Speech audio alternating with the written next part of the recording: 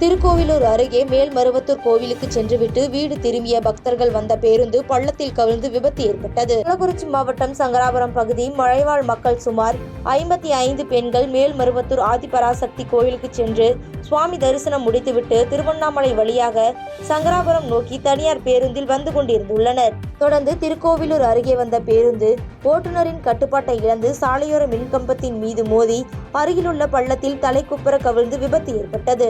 இந்த விபத்தில் பேருந்தில் சிக்கி படுகாயமடைந்த 20க்கும் மேற்பட்ட பக்தர்களை பொதுமக்கள் மற்றும் போலீசார் உதவியுடன் மீட்டு திருவண்ணாமலை அரசு மருத்துவக் கல்லூரி மருத்துவமனைக்கு சிகிச்சைக்காக அனுப்பி வைத்தனர்.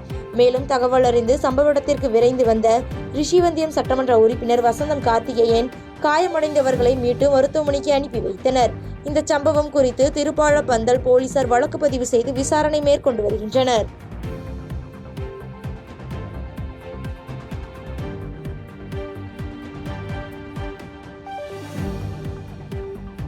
பாதகம் செய்பவரை கண்டால் நாம் பயம் கொள்ளலாகாது பாப்பா. மோதி மிதித்து விடு பாப்பா, அவர் முகத்தில் உமிழ்ந்து விடு பாப்பா.